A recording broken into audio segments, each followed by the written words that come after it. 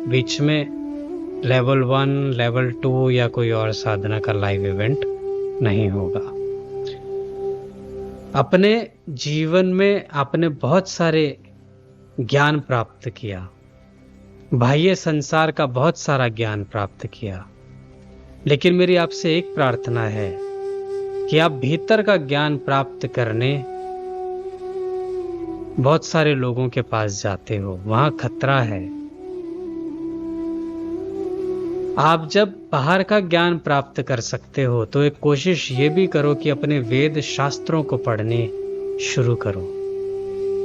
चाहे 1 साल में 1 वेद, 1 शास्त्र, 1 उपनिषद, 1 पुराण पढ़ो, लेकिन पढ़ना शुरू करो। आपके जीवन की बहुत सारी तो परेशानियां इनके पढ़ने मात्र से समाप्त हो जाएंगी।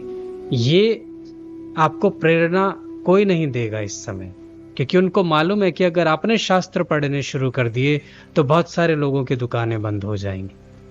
लेकिन आप श्री सूक्त के साधक हो, आपके भीतर श्री सूक्त की शक्ति है। आप जब शास्त्रों को पढ़ोगे तो उसका भक्ति खंड के बाद में ज्ञान खंड आपके भीतर अपने आप उजागर होगा। तो इसलिए अपने शास्त्रों को पढ़ना शुरू करो, श्रीमद् भगवद गीता पढ़ना शुरू करो, रामायण पढ़ना शुरू करो, पुराण पढ़ने शुरू करो, उपनिषद पढ़ने शुरू करो और फिर वेद पढ़ने शुरू करो। मैं धीरे धीरे एक एक सीरीज आपके सामने लेकर के आऊंगा, लेकिन मैं आपसे भी अनुरोध करता हूं, अपने जीवन में इन पुराणों को, इन उपनिषदों को लेकर के आओ, परिवार के साथ बैठ कर के पढ़ो, आपका जीवन बदलेगा। इन्हीं सब का ज्ञान लेकर के लोग आपको ज्ञान देते हैं। तो अगर वो इन सब शास्त्रों को पढ़ करके ज्ञान प्राप्त कर सकते हैं तो आप भी वही सेम चीज कर सकते हो।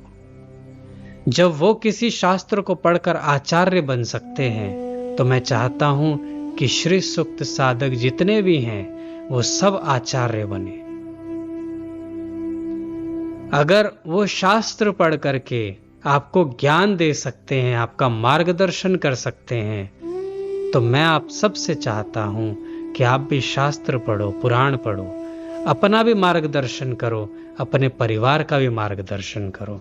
ये ज्ञान आपको कोई नहीं देगा इस समय, क्योंकि सबको खतरा है कि अगर ये ज्ञान प्राप्त हो गया, ये बुद्धि उनको प्राप्त हो गई कि शास्त्र पढ़ो, तो फिर उनका क्या होगा। लेकिन मैं चाहता हूं भले ही 10 मिनट दो अपने पूरे दिन भर के समय से, लेकिन शास्त्रों को पढ़ना शुरू करो और उसमें जो चीज समझ में नहीं आए वो पूछो, उसका ज्ञान प्राप्त करो और अपने जीवन को एक नई दिशा प्रदान करो।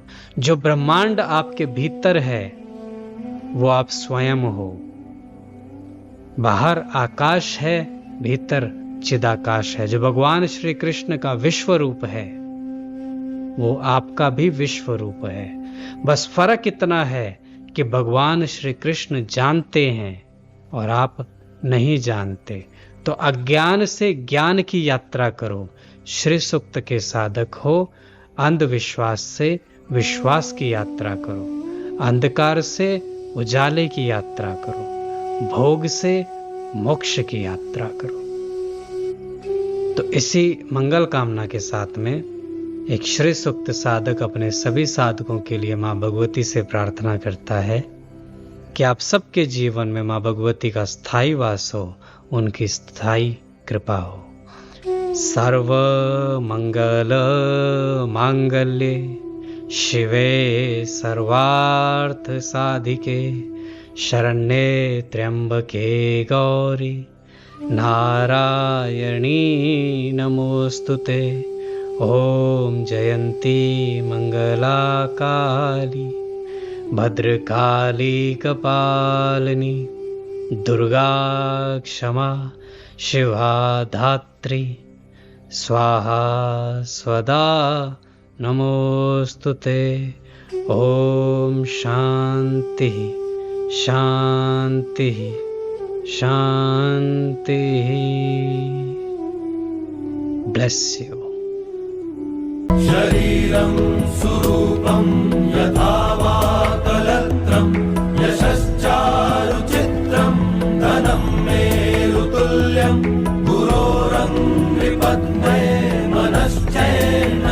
लग्नं ततः किं ततः किं ततः किं ततः किम्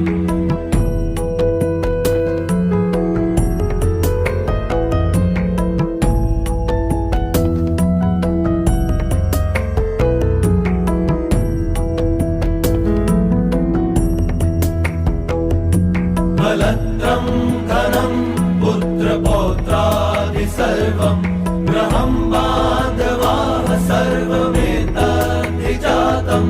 गुरोरङ्घ्रिपत्ने मनश्चेन्न लग्नं ततः किं ततः किं ततः किं ततः किम्